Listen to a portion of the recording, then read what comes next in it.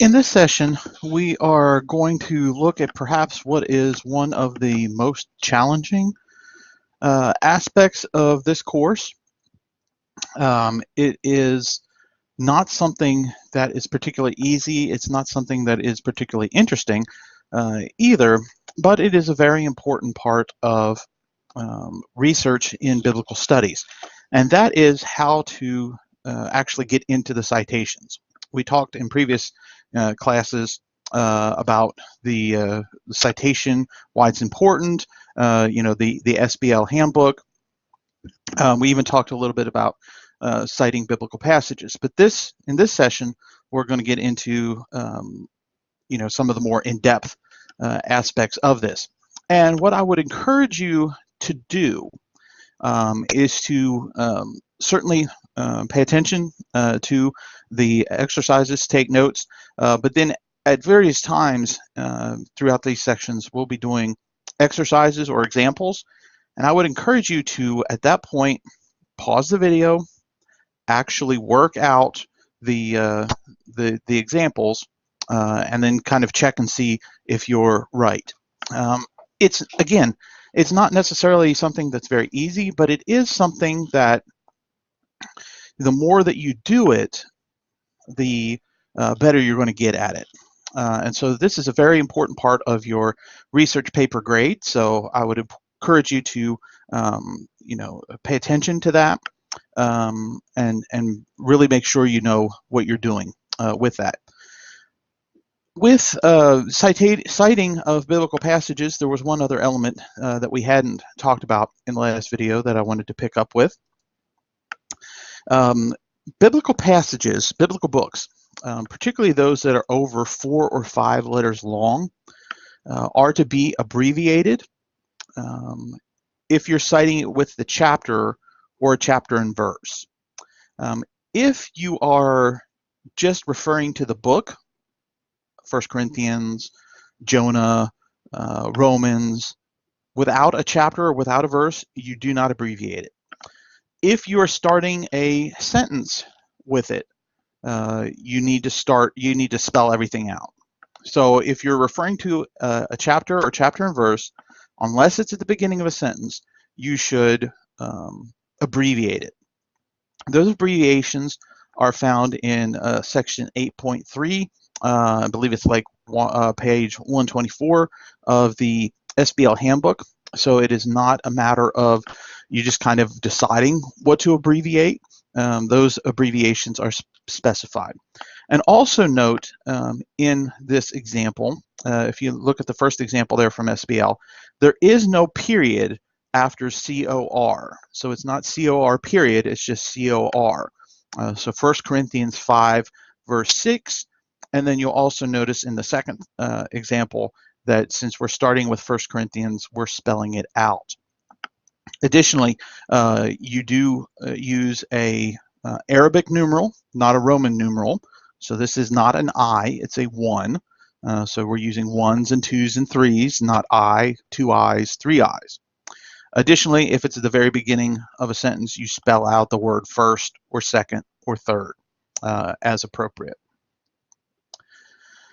So now let's talk about trying to, we're going to talk about different ways to cite different types of resources that you'll be using in your papers. I've tried to highlight those that are the most relevant, the most likely that you will use. Now, another thing to note is while the SBL handbook is not required as a textbook in this course, we do have access to it through the library at Faulkner University, and I would encourage you to access that. It's available online. Let me show you how to get to that. So let me share my applications here.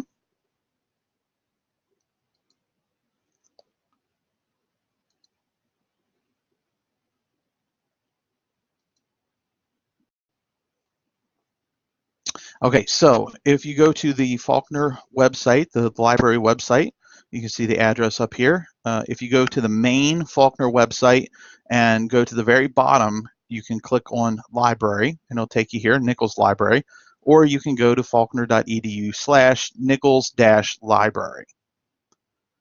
Right. Now, if you are off campus, which most of you taking the online class are, you need to log in order to access the databases. Right? So the information here is your Faulkner student ID number and the password you use for your email. Right? Not your Blackboard login, your ID number and your email password. Okay? And so that'll give you the information. So that's on the very front page of the library's website in case you forget. You'll click on Search the Library. It will give you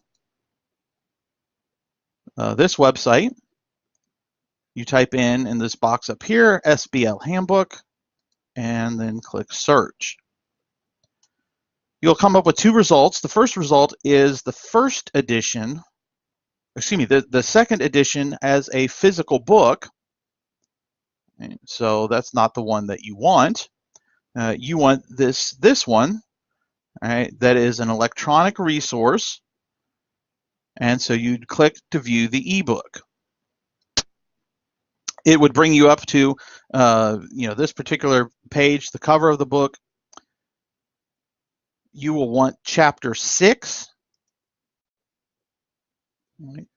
And if you remember from a previous class, what you'll do is you'll look up the example that you want. Let's say you're just looking up a book by a single author. Right? So 6.2.1.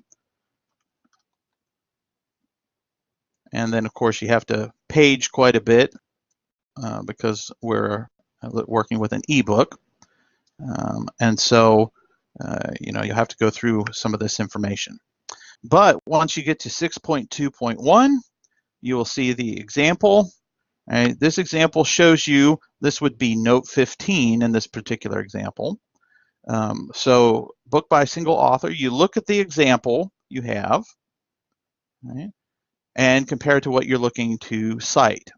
So in this case, we see, all right, this is the first and middle initial and last name of the author.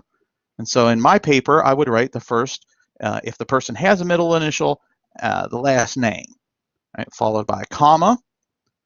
Then the title here in italics, right? So the title of the book, parentheses. New York here is the city of publication. So I'd look at my book and say, okay, where has it been published? And I would put it like that, right? And then the colon, the publisher, followed by the publisher, comma, year of publication. So again, I'd be wanting to look at the particular book I'm wanting to cite and say, okay, who published it? When was it published? Right? And then the page number. We'll talk about this one here named number 19. We'll talk about that in a little bit. And then right, this third one here is the bibliographic citation. So this is the example that you would use to develop the bibliography. All right, so that's how you use the SBL handbook, and then you can book by 2 authors or 3 authors, right? More than one, by more than 3 authors, etc. And so you look up in that table of contents. The good news is, as a Faulkner student, you can save up to 100 pages from this particular book. So what you would want to do is click on Save Pages. All right. And so I can save this entire section, which is 41 pages, right? Or I can specifically say how many pages I want, because chapter 6 includes more than just these examples. And then I would click Save PDF, and that would save it for me. And so I would have that, you save that on a computer or on a tablet so that I could refer to it very easily as I'm working on my paper. So that would be chapter 6 that you want. And so you can save up to 100 pages, 41 pages here in this particular chapter. So make sure you do that. Make sure you download those pages so that you have them. They're very, very important. All right, so let's go back here to our PowerPoint.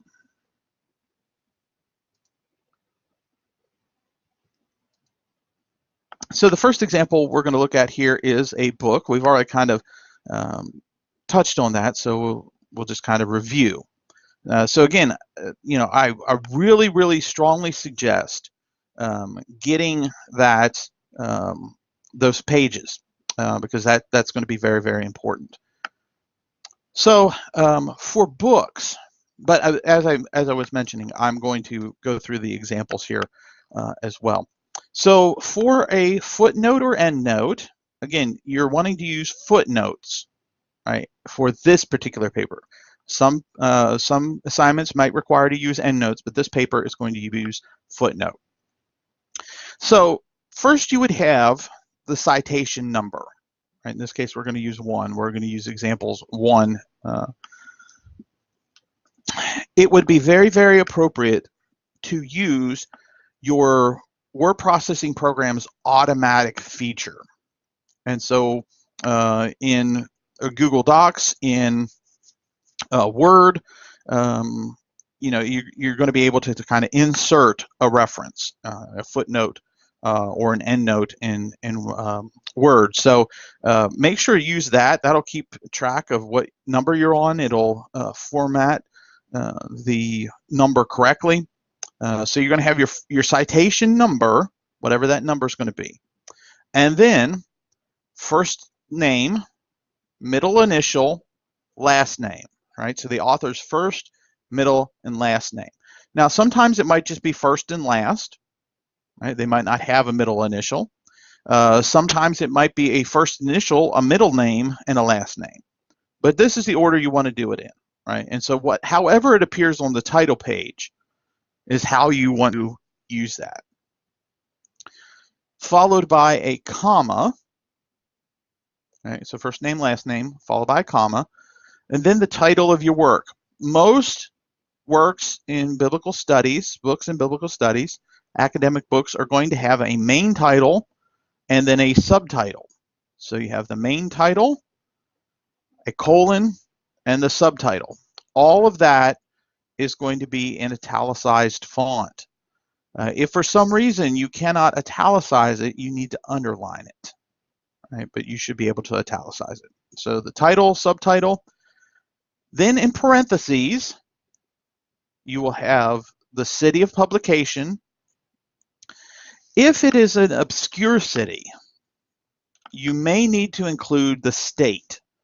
Right? So if it's something like Waco, Texas, right, you would want to say Waco, comma, and then the postal abbreviation TX, followed by the colon. But places like New York, San Francisco, Los Angeles, you just need to put the name of the city. Even for Grand Rapids, Michigan, you can just put the city. Well, the reason is that you might say, well, Grand Rapids doesn't sound like a big city, but it is a huge place of Christian publishing. There are a lot of publishers, Zondervan, Baker, I believe Erdman's, publish out of Grand Rapids. So as far as biblical studies research goes, Grand Rapids is a pretty common place. So you just need to put Grand Rapids there. So the city followed by a colon, right, followed by the name of the publisher, comma, and then the date of publication. Right? So this is the date that the book was published, right? Your end parentheses, comma, and then the page number.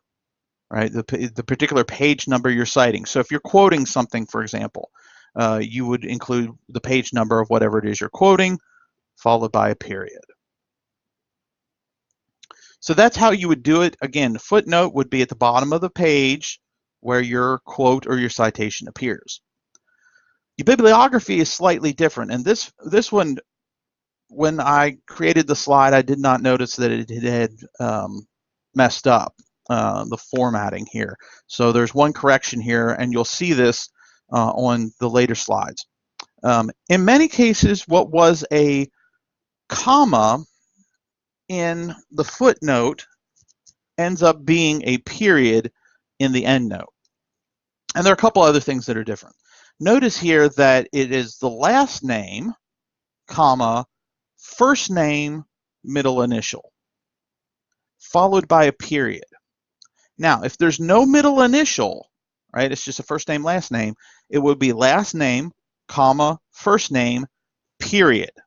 Right, so after the name, there's going to be a period. It just so happens if they have a middle initial, right, you're going to just bring that period there. But if there's no middle initial, there's still a period that goes after the first name.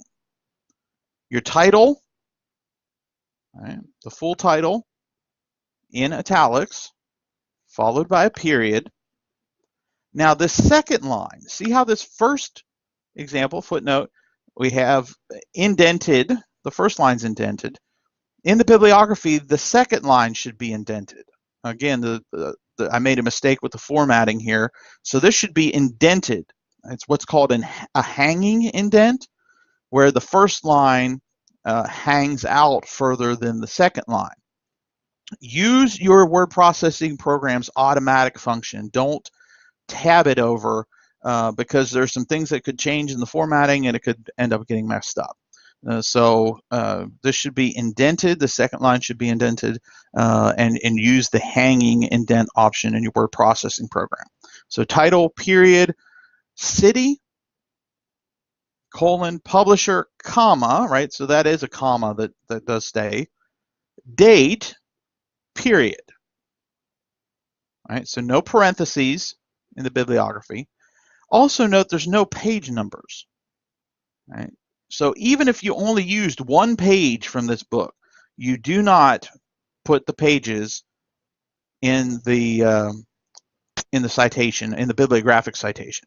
Right? You include it for the footnote or the endnote, but for a book, you don't include the page numbers you used. So that is basically how to do a book citation in SBL. Again, with that minor formatting change of the city should be indented over. Another type of source that you might use is a journal article. So there are some similarities, but some differences between journal articles and books. So again, for the footnote citation, we would start with our citation number. Now again, that's going to change, and it's not, you don't start every page with 1, but you should keep that running throughout your paper. So you might go 1, and then on page 2 you might have number 2, page 3, number 3 and 4, right? Page 5, 6, 7, and 8. Again, if you use your word processing program's automatic functions, it will do that for you automatically. So you have a citation number, first name, middle initial, last name, right? That's the same as the book, comma. Then you have the title of the article you're citing. Notice this is in quotation marks. There's a comma inside the quotation marks and the title of the journal article. Now, after the title of the journal article is the title of the journal it's found in. You might say, well, why didn't you spell that out? In SBL style, journal titles, the title of the journal that the article was in, are abbreviated and are italicized. You see this is italicized. Right? So if you couldn't italicize it, you would need to underline it, the abbreviation. Now, we'll talk about this in a minute, but you don't make up those abbreviations. Right? There's some specific things for SBL. You write the title of the article fully, right? Fully write it out. The abbreviated form of the title of the journal, italicized, the volume number of the journal, right, what volume it is, the year, just the year, right, not a month and year, not a season and year, right? A lot of journals and biblical studies are on a quarterly or semi-annually basis issued. So it might be like winter 2019. Well, no, you just write 2019. Right? The year in parentheses, followed by a colon, and then the page number that you're citing. Right? The specific page number of that journal article, followed by a period. In the bibliography, right, no citation. Right? Bibliographies are going to be organized according to last name in alphabetical order. Right? So in your footnotes, it's going to be as you cite them. Right? It's organized as you cite them. In the bibliography, it's alphabetical by last name, author's last name. So again, last name, comma, first name, middle initial, if any, followed by a period. Again, if there's no middle initial, last name, comma, first name, period. Interesting title of our journal article, followed by a period inside those quotation marks. All right, so a book title is italicized. A journal article title is in quotation marks. Here we have our abbreviated journal title, right, italicized. Our volume number, here is an example of the hanging indent. The year in parentheses, colon, and then all the page numbers of the article. Right, so in your paper, for example, you might just be citing page 123, but the actual article runs from 120 to 129. Well, in your bibliography, you'd include all the page numbers of that article, so 120 to 29, ended with a period.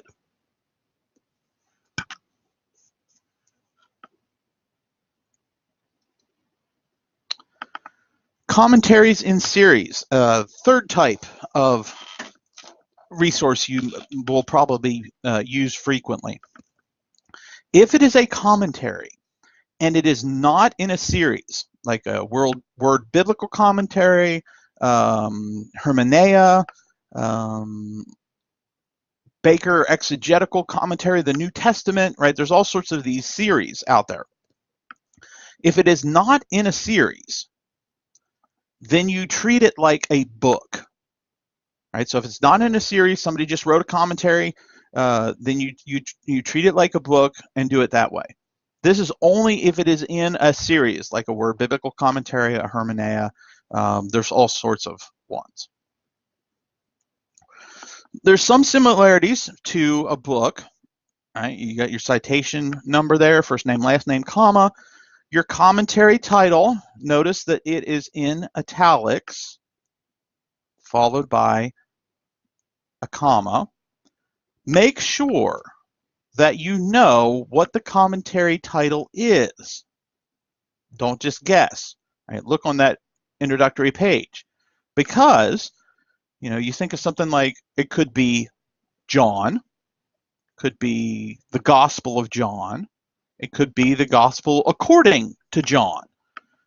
So make sure you look at that opening page and see, all right, what's the title of this particular commentary?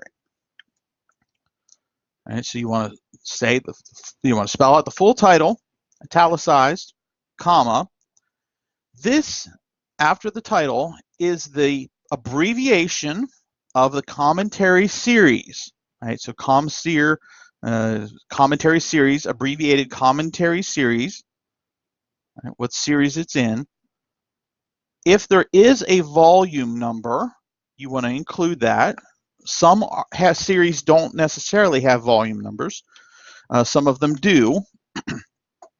For example, Word Biblical Commentaries, commentary on Psalms is in 3 volumes, right? And I think it's like 50, 51, 52 or something like that.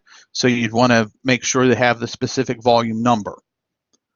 City, publisher, and date, much like a book, in parentheses, followed by a comma, and then the page number you're citing, followed by a period. Right? So there's no punctuation between the commentary series abbreviation and the volume number. All right, so the volume, I should say volume number maybe, might better help you understand, right? The volume number. Bibliography, right? Similar to what we've seen before, last name, comma, first name, middle initial, period, right? Commentary title, the abbreviation of the commentary series, the volume number, period, city, colon, publisher, comma, date, period, right? Just like with books, even if you only used one page in your footnotes, you don't include any page numbers in your bibliography. All right, so similar to books, but slightly different because of this volume in a series. Now, for these abbreviations, both for journal titles and commentaries, there are a couple things you want to pay attention to. They are abbreviated in the footnotes and the endnotes, as well as the bibliographies, and the specific abbreviations are found in the SBL handbook. Let's go back to our example, or let's go back to our SBL handbook.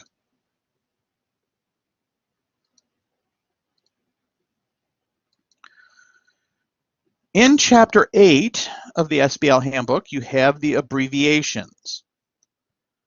The specific sections you want are 8.4, then 8.4.1, 8.4.2.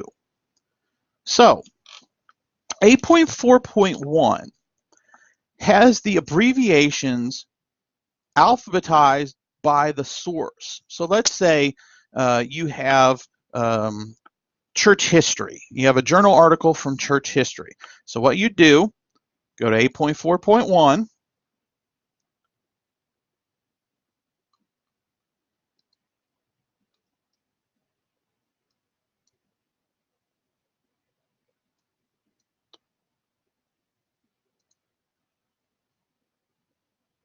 okay, and then you would go through that section to find the particular page you were looking for. All right, again, it's alphabetized by source. Running a little slow here because we're trying to do a couple different things at the same time.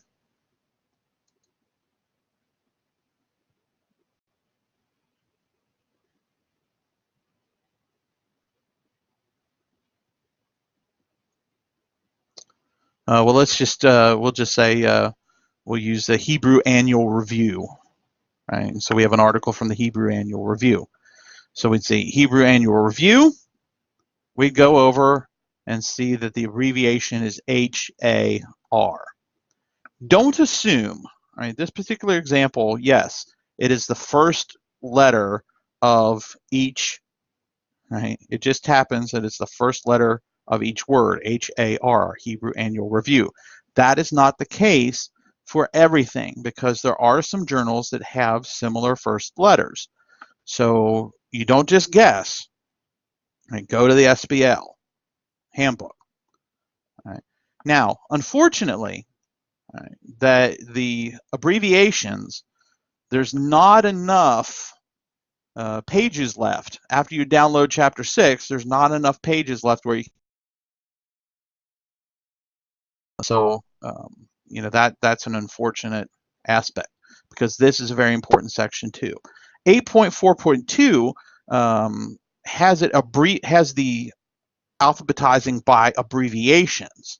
So if you found an abbreviation and you're not sure what the journal title is, you can look up the abbreviation in 8.4.2 because it's alphabetized by abbreviation, and then go over and see you know what it is and say. So for example, you'd go down and say HAR.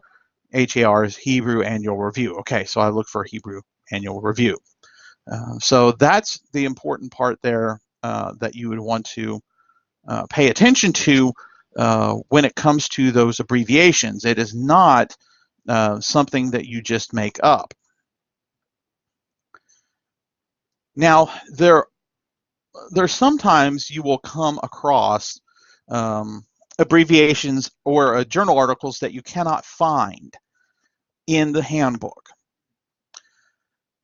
There is an additional work that is cited, discussed in 8.4.1, or right above 8.4.1, that tells you what you're to do.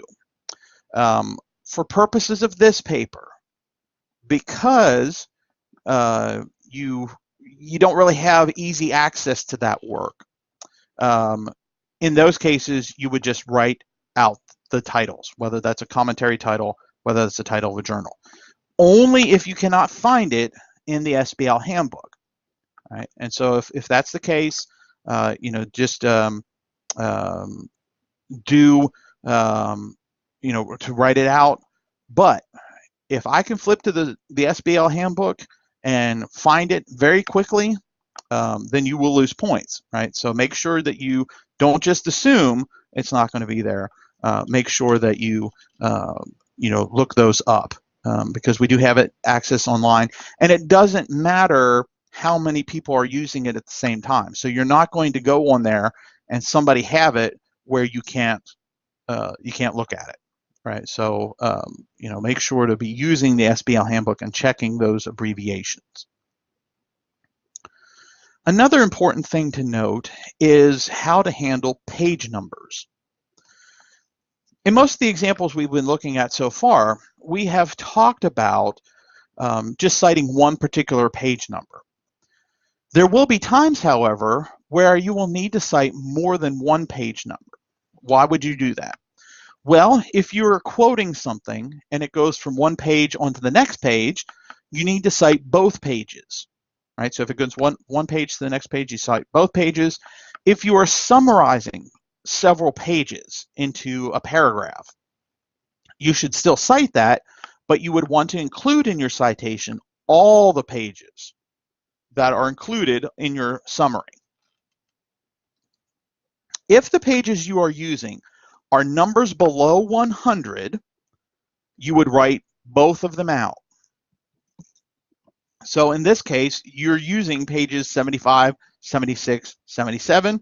So you would include 75, a dash, and then 77, right? So the beginning of your range, end of your range.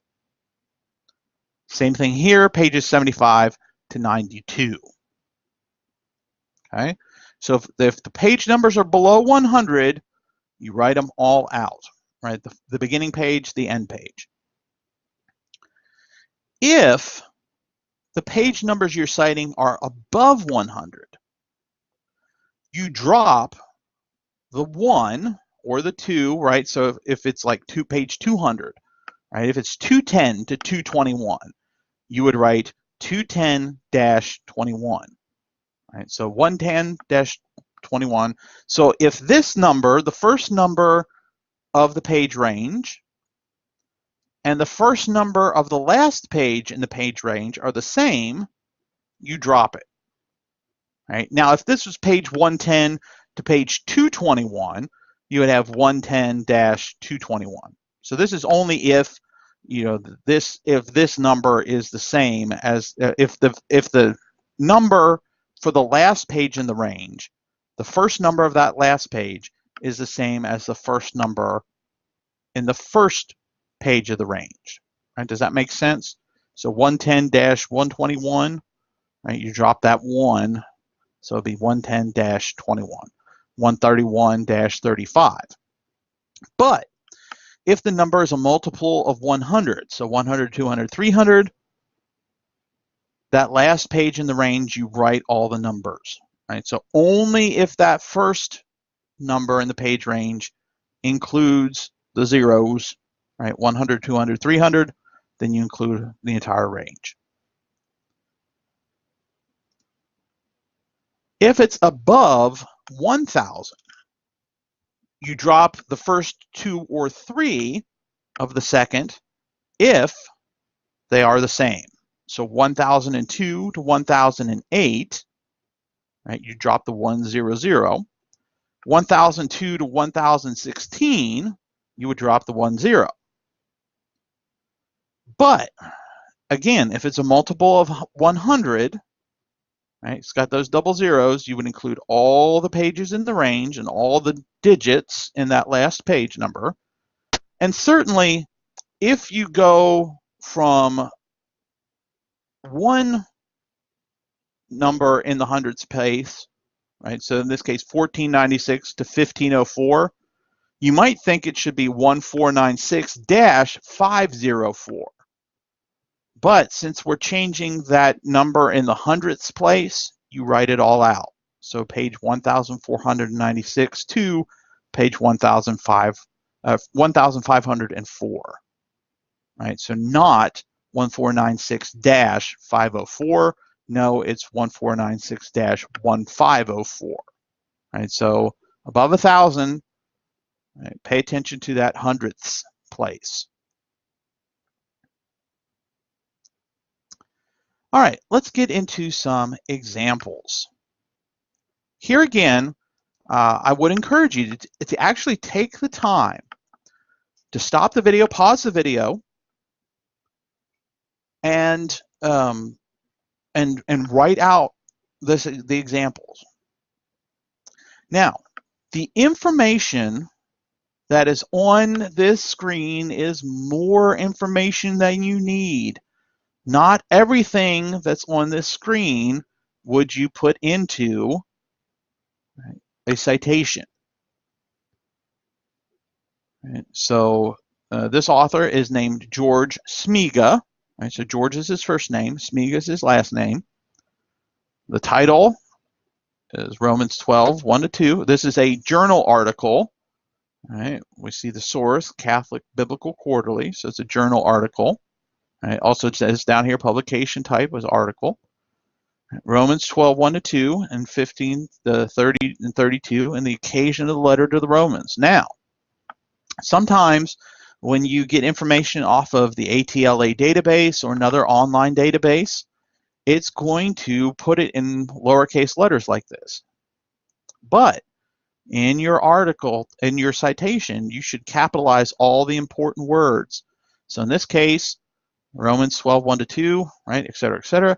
Occasion should be capitalized and letter should be capitalized. You don't really capitalize the or of unless it were at the beginning of the article title. Right, so there's the title of the article. The source is the journal, Catholic Biblical Quarterly. The abbreviation for Catholic Biblical Quarterly is CBQ. Here's the volume and issue number, the date of the journal, the pages of the journal, the ISSN, the publication type, and then here's some information about where we got it, which was the ATLA religion database with ATLA serials.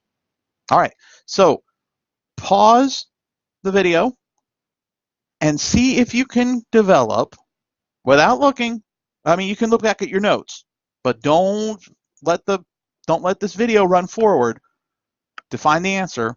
Pause it, write it out yourself. Again, you can look at your notes, you can look at the SBL handbook if you need to, but pause it and see if you can figure it out. Footnote and citation.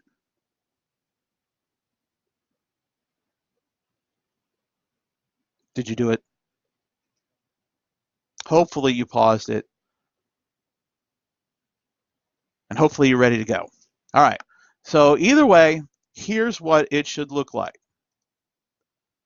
So the footnote, all right, the footnote, we got our first name, last name, comma, title of our article, comma, and the title of the article is in quotation marks, CBQ, the abbreviation of our journal, italicized, it might not be easy to make that italicized, volume number 53, 1991 to 57. All right, the colon, the period, all right, pay attention to all those punctuation marks, they're important. The bibliography. Now, here's an example where the formatting got screwed up again. I didn't pay attention to that when I uploaded it. And so this is another important example here. Because of the way PowerPoint works, I can't do a hanging indent. So I actually had to physically, like, put in spaces and everything. But as it was formatting to show here, this last line got messed up. It didn't format correctly. If you do this in your papers, that's the thing that could happen. So that's why you want to use your automatic features to format your bibliography. If you have questions on how to do that, please get in contact with me. I'd be glad to talk you through it. Because even though it's obvious here that I have some formatting issues, I do know how to do that. All right, so, but this does show the problems that you can run into. All right, so the bibliography, last name, comma, first name with period, our journal article name, and you see we've capitalized occasion and letter. All right, Romans should again also be hanging over here some. Period, quotation marks, our CBQ, our journal title abbreviation, size, volume number, right, 1991, the colon, and then 257-73. Right, so we've dropped the 2 from that second example. It's okay. I just realized I did not tell you which page to use for your footnote citation. So if you did the whole page range in your footnote citation, that's fine. But originally I was thinking to say page 257. Okay, here is another example. This case, we have a commentary in a series. The title of the commentary is the Epistle to the Romans. Right, see, here's another example, right? Letters of the New Testament, it could be Romans, could be the Epistle to the Romans, it could be the Letter to the Romans. So you want to find out what's the title of that commentary. So it's the Epistle to the Romans is the title of the commentary. The author's name is Douglas J. Moo. Right? The publication city is Grand Rapids, Michigan. For something like this, Erdman's, W.B. Erdman's publishing company, you can just drop that and just leave Erdman's. Right, so there's some things like that where you can just put Erdman's. In 1996, right, is when it was published. Here's some call information as to where you find it in the library, some description about the number of pages. Here's the series name. It's the New International Commentary on the New Testament. The abbreviation for it is NICNT. NICNT. ISBN number, both the 10-digit and the 13-digit. For the footnote, cite page 200. Right, so you're wanting to cite it as if you're citing page 200. And then give me a bibliographic citation. So again, pause it. Again, you can look back at your notes, look at the SBL handbook, but give me a footnote and an endnote, or excuse me, footnote and a bibliography. Footnote and a bibliography.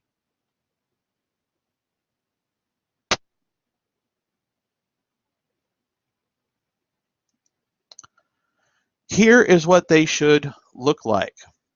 All right, so you have your footnote number, Douglas J. Moo, right, the period after the J, comma, the Epistle to the Romans, italicized, and comma, our commentary series, NICNT. There is no volume number. Right? Grand Rapids, Erdman's 1996 in parentheses with a colon and a comma, and then comma 200 period. The bibliography, right? Moo, comma Douglas J, Moo, comma Douglas J, Epistle to the Romans period, NICNT period, Grand Rapids, Erdman's, comma 1996 period. Again, remember, for books and commentaries and series, you do not include the page numbers that you used in your particular bibliographic citation.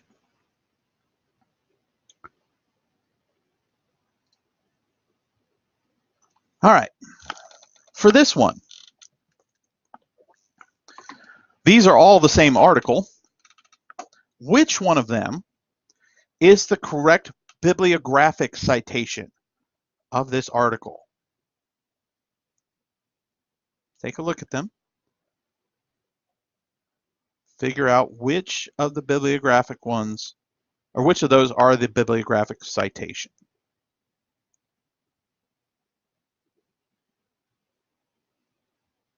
Hopefully, you've discovered that number two is the correct bibliographic citation for this journal article. Now you can eliminate a couple pretty quickly because you should know, right, that it should have a hanging indent, and that's the only one that has a hanging indent. Other things that would point to it is, of course, bibliographic starts with the last name. So immediately you can get rid of 1 and 4. Again, 5 is out because of the hanging, the mistake in the, or not mistake, it's not indented properly. All right. So number 2 is the correct one. There are other problems with some of these others too. Which of these is the correct footnote citation?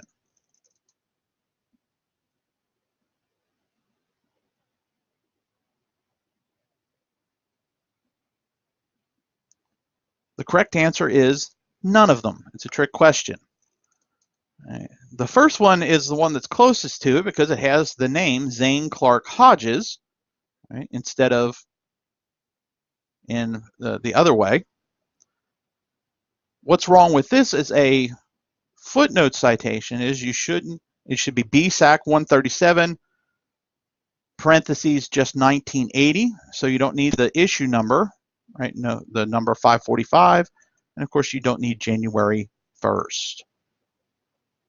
Okay, so none of those are correct for a footnote citation, but number 2 is correct for a bibliographic citation.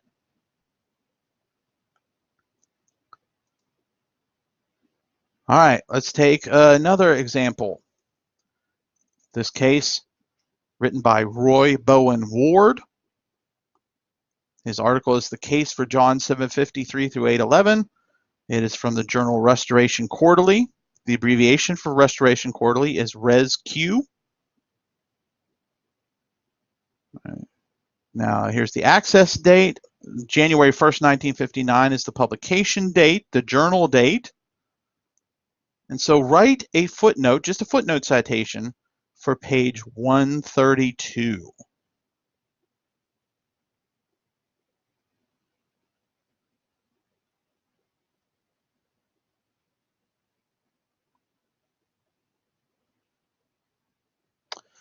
The correct footnote citation should look something like this, only you would have a footnote number, of course, in the if you were actually putting this in your paper. Roy Bowen Ward, comma, the case for John 753 through 811, in quotation marks, right, comma inside there. ResQ, the abbreviation of Restoration Quarterly, volume number 3, 1959 in parentheses, and followed by colon, page 132.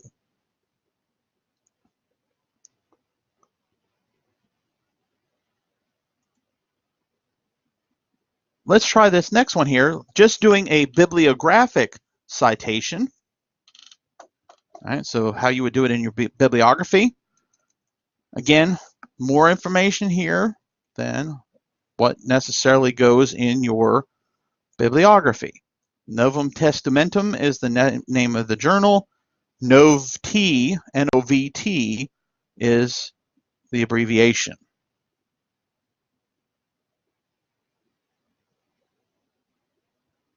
Date is the date of the journal. Access date, I don't know why there's an extra E there, but access date, September 23rd, 2013.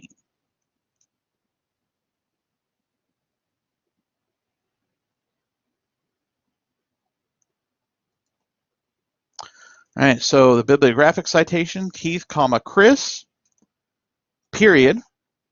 All right, our title, the initial location of the pericope adulteri in fourfold tradition. Notice pericope adulteri is italicized. Why is that? Well, it's because it's a foreign language, in this case, Latin. So we don't capitalize it. We leave it lowercase and put it in italicized font. All right, so title, we're capitalizing all the important words, initial, location, fourfold, tradition, in quotation marks with a period inside the quotation marks, Nov T, italicized, 51, 2009 here in parentheses, colon, right, 209 to 31, 209-31. Most of what we've been talking about so far is just bibliographic and footnote citations of a single work, but sometimes you would want to refer to the same work more than once in your paper. The first time you cite any work, the first footnote or endnote you use of any work should include all of the information. Additional references, right? So referring to it later on in your paper, use a briefer reference. So for example, let's say in citation 12, footnote 12, I am citing for the very first time Gallaudet article, John 7:53 through 8:11, A Study in Misreading. So I would put all the information I would put in a footnote. Okay.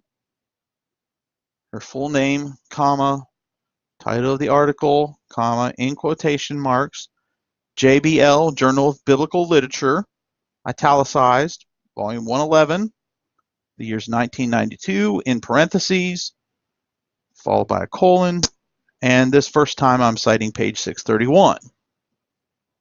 Now let's say later in the paper, footnote 25, I want to cite page 632.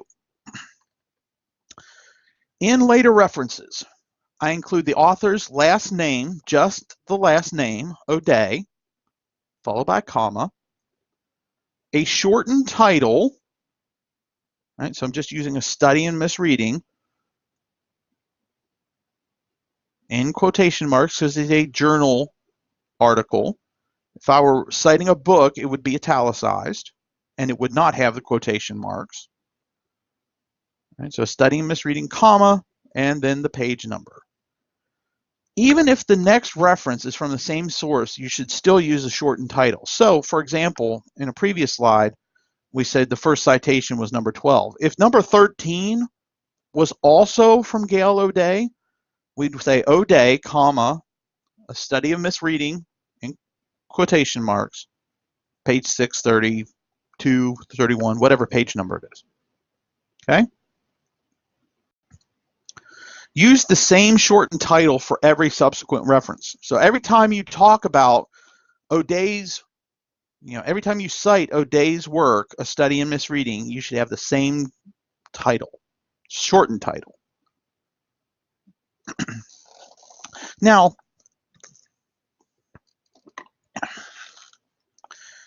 you want to make it something recognizable, a good phrase. You wouldn't say O'Day, comma, John, or O'Day, comma, A, right? Or O'Day, comma, 753 to 811. Right? So it should make some sense. It should be a phrase, something along those lines. But you don't want to. You want to make sure you use it the same every time after that. It should be, it should be the same shortened title.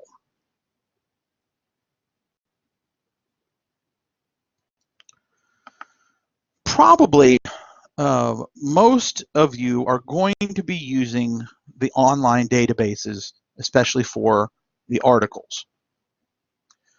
And so you have to handle that slightly differently. The first part of your citation, let's say you found a journal article, is going to be the same as if you had actually picked up the physical journal and read the article. After that, though, you should include the URL, the website, or the DOI. Now, the DOI is going to be available to you when you originally get the source. So let me see if I can pull up an example here. Again, if you can't find the DOI, just use the URL and use the entire URL to include your citation. You might have to format the URL in certain ways so that you can get it all lined up as it should appropriately. You shouldn't have these big gaps like are on this PowerPoint, because that's just not going to look good. So you might have to adjust something. Don't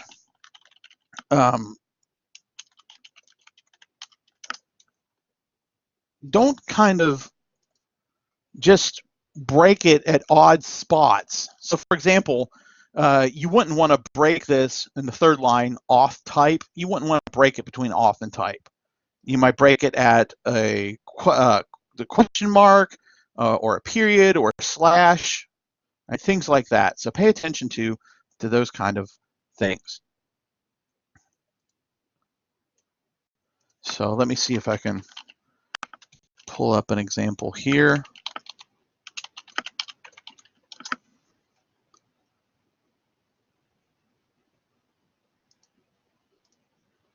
And now we'll share that screen.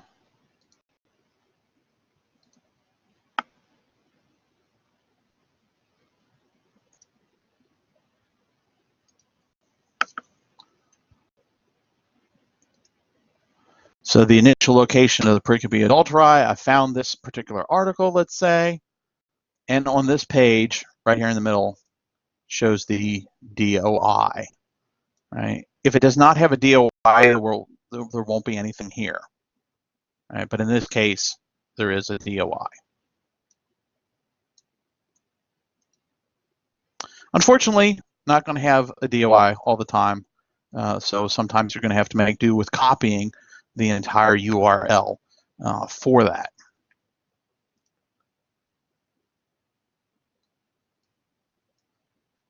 Let's get to our example here.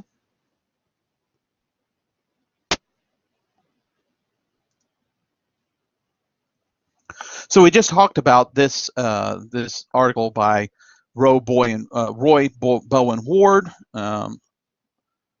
So it's going to look the same,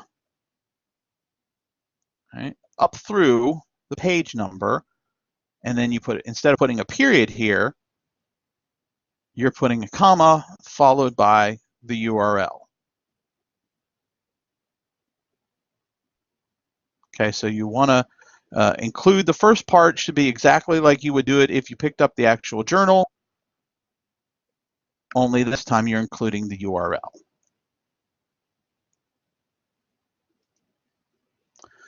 Let's try it with this. Let's try it with this example. Again, we just used this example from Chris Keith, but this time we're using it electronically.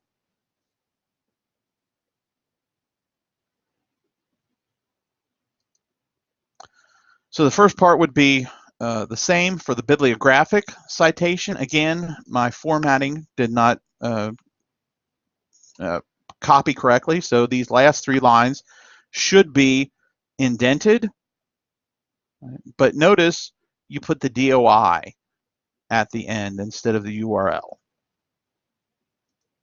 The same thing would be true if it were a footnote.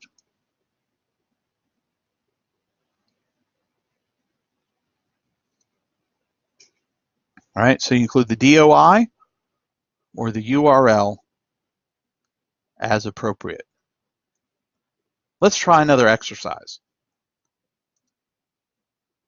So here we have information for Grant Osborne's commentary on Revelation from the Baker Exegetical Commentary on the New Testament series.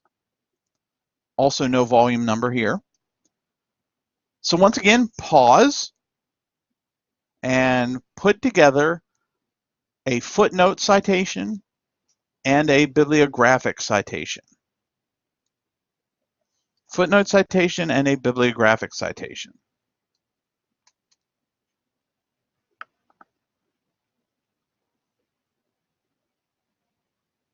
In this case, page 515 is what we're looking for.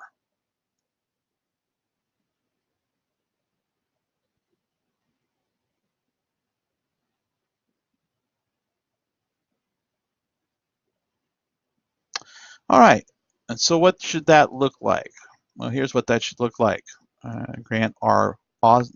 period Osborne, comma, Revelation, italicized, comma, BCNT. Notice that in journal articles, journal titles, you italicize the abbreviation.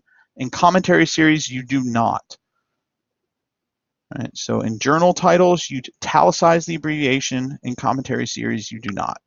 Grand Rapids, Baker Academic, comma, 2002 in parentheses, comma, 515. And of course, Osborne, Grant R. Revelation, BCNT, Grand Rapids, Baker Academic 2002, no page numbers.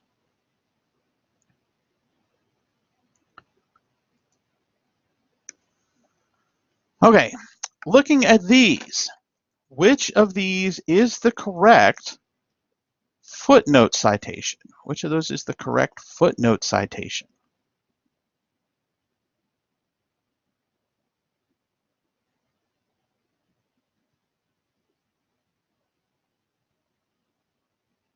The correct answer, hopefully you paused and tried to figure it out. The correct answer is number 3. Of course, it should have a footnote citation number, yes, if it were in the paragraph, excuse me, if this were in the paper. Berkeley would be one of those questionable cities. Should you include the state or not?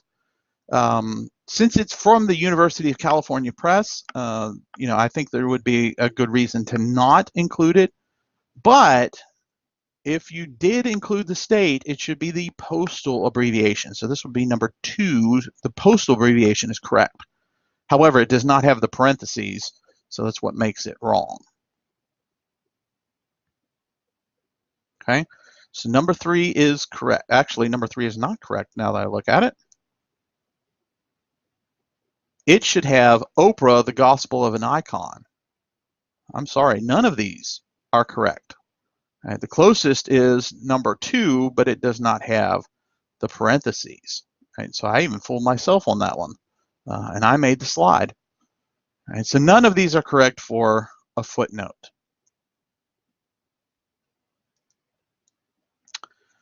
How about for a, well, once again, the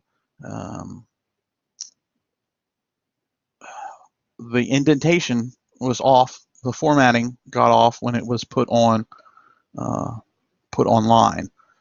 So let's assume that the second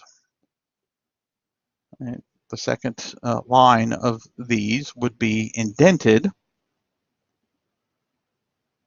If the second line of this number 2 was indented, this would be correct. Beasley Murray, comma, George R. John, italicized period, Word Biblical Commentary, or WBC, 36 period, Waco, Texas, Word Books, 1987. So that is a basic overview of the SBL handbook. Hopefully you've got some ideas about what are some of the basic types of resources you're going to be using. But I would encourage you to get familiar with that SBL handbook, especially download those pages. If you have any problems downloading the pages, let me know, because I think that's very important for you to get, and you can get it again without having to buy the entire handbook. Certainly, if you are interested in going into academic study of biblical studies, right? You want to be professor, then get the SBL handbook. Go ahead and get it. But if you're just going to be doing research papers because you're going through your bachelor's degree, then just download those pages. But if you want to get a master's degree or you want to move on further, then it might be good to actually get a copy of the SBL handbook. Certainly, this is a very difficult part of biblical studies and can be a very, very big challenge.